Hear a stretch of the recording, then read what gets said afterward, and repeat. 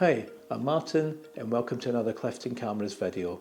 About a month ago we produced a really short video where I explained that what I was going to do was look at 4 image stabilised binoculars over the period of about a month. That's use them in the field and then come back, report on the 4, how they performed, what I liked about them, what I didn't like about them. So that month has been and gone, and now the time has come to report back on our quartet of binoculars. So without further ado, first one up, the Opticron Imagic IS 1642. Now this one is by far the lowest priced binocular on test. It's also by far the most compact and the lightest as well. This weighs in at just 640 grams quoted weight.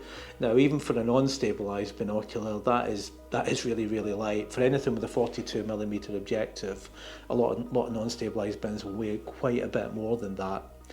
Power is supplied by a single AA battery. That's also another unique feature. The other binoculars on test all run off either 2 or 3 batteries, either AA or AAA.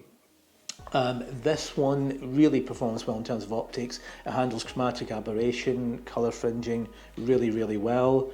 Optics are nice and clean and it's surprisingly bright. In fact, both of the 16s here did surprise me with how bright they actually are, because when you've got 16 times mag against a 42mm objective lens, you've got a really small exit pupil, small aperture for the light to get through to your eyes, so the brightness was actually better than I thought it was going to be. So what you've got here, you've got high power, very stable with the IS switched on, all in a really compact, lightweight package and very reasonably priced as well. Downsides to this one, the only real thing I would say to be aware of, IPX4 rated, that means it's splash proof as opposed to being fully waterproof. So just worthy of mentioning, but if that's not an issue for you, well worth having a look at. Opticron Imagic IS 1642. So number 2, we have the first of our 2 offerings from Canon. Now this is the 10-42L IS WP. Anyone who's got a camera lens from Canon will know the L designates really premium optical quality, and it's exactly the same with the binocular. With the L lenses, you have that red band around the lens. With the binocular, you've got a red band around each of the objectives. Now, 10-42, so it's the lowest powered of any of the binoculars on test, 10 times, 42mm objectives, so that gives you a really big 4.2mm exit pupil. Unsurprisingly, given that this is the brightest of the 4 binoculars on test. This one has been around for quite a long time, still deservedly popular, and it's easy to see why. You have a look through this, you've got the L series optics with the UHD ultra high definition optics built in there, and it's really clean, it's really sharp, it handles aberrations really nicely, and of course it's very stable. If 10 times is enough for you, if you're not looking at an IS binocular because you desire more magnification, but you do want that premium quality, this one's well worth looking at. Runs off 2 AA batteries, IPX7 rated, so extremely waterproof to a high degree. Weighs in at 1100 grams. Now that makes it by some margin the heaviest binocular on test. So if that's an issue for you, just something to be aware of. It doesn't actually feel that heavy in use, I think probably because of the way that it balances, although it's a kilogram plus, you wouldn't really think it. Well, personally, that's my personal take on it anyway, but just something to be aware of. But yeah, premium offering from Canon. Second offering from Canon is the one that we no longer have in our possession, but if everything's gone according to plan, you should, at this moment in time, hopefully be looking at some nice images of that binocular, and that's the Canon 12-32 IS.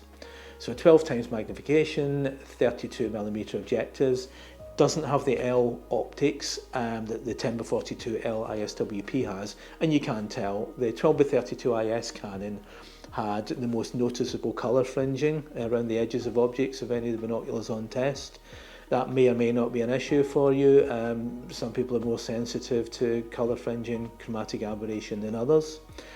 If you have been using a 10 times, for example, say a 10 times possibly non-stabilised, and you feel that you need just a little bit more magnification, not a huge amount more, but just a bit more, then maybe the 12-32 will do the job for you. It's an interesting beast because it's the only one that's got 2 buttons for stabilisation. It's got 1 button for general IS and 1 for power IS.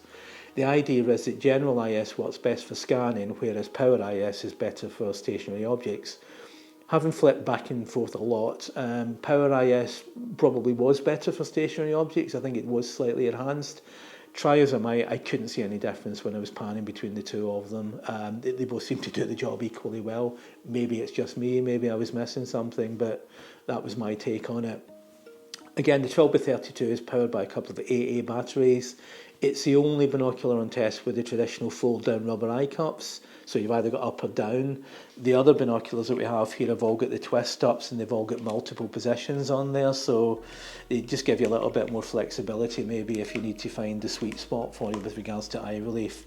So something just to be aware of. Again, 12x32 IS Canon is not waterproof, whereas the 10x42L, as you'd expect for a premium optic, is waterproof. So that's Opticron done, the two Canons done. We now come to the last but not least, the new kid on the block, Fujinon TSL 1640. Filming this in April, this one came out in late January. They brought out two models actually, 1640 and 2040. So this one's 16 mag against 40mm objective lenses. There is a 20x mag as well. The two of them are identical in terms of physical dimensions. First thing you notice with this one, straight out of the box for me, was sheer build quality. It really does feel bulletproof. Anybody who's familiar with Fujinon X series cameras, I think it's got some of the same DNA in there. You've got that black and sort of dark gunmetal type finish. Twist up eye cups, like I mentioned previously, 16x mag, so joint highest along with the Opticron. This one runs off two AAA batteries. They quote 30 hours of use out of alkaline batteries. And this is IPX7 rated, so that means that theoretically you could immerse it up to a metre for 30 minutes without it suffering any ill effects. Was I brave enough to try that? No, I was not, but it's still gratifying to know that that's what Fujinon claimed for this binocular. This one has, in a way it's a bit like a cross between the Opticron and the Canon 10x42L, because this has premium optics, extra low dispersion glass, but it also has that high magnification of 16 times, which matches up with the Opticron. So again, image was very, very clean, handled chromatic aberration really, really well, really, really sharp, and again, like the Opticron, brighter than I expected it to be. I'm going to be absolutely honest and come clean here. Following the review, I bought one of these. I've done a lot of reviews over the years. I've only ever bought two products as a direct result. One was a tripod kit, and I'm now the proud owner of a Fujinon TSL 1640, and I absolutely love it. With the IS bins, particularly the higher powered ones, the 16s, it's a bit like carrying a small spotting scope around with you, but without the tripod, because you've got that higher magnification, and as soon as you switch the IS on, you really know everything just stabilises really well. One thing I would say about all four binoculars, with all of them, the IS worked brilliantly. You could certainly tell when the IS was on and the IS was off. That's right across the board with the quartet. Really, really, really good. So what would you use your IS binoculars for? I use mine particularly for birding, and they work brilliantly for that. One thing that they really excel at is following birds in flight, especially fast-moving flocks. I do a lot of my watching at the coast, so if you get a fast-moving flock of waders, anybody who's watched wader flocks will know how quickly they move. You can home in on individual birds, you can see, is it one species in that flock, is there 2 or 3 species in there, is there anything unusual? They do that absolutely brilliantly. Also great for aircraft, the night sky, shipping, if that's your thing. It worked really, really well just for anything, and particularly over longer distances. That's where the higher power binoculars really come in.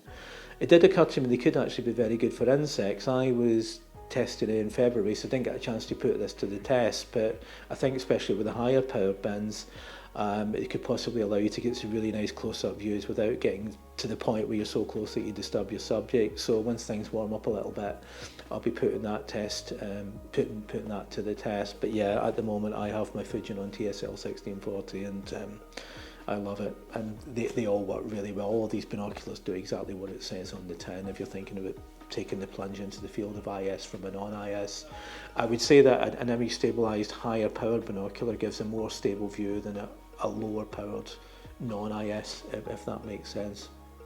So there you go, that's my take on it. Hope you found that useful. As always, any questions, please don't hesitate to get in touch, and see you next time.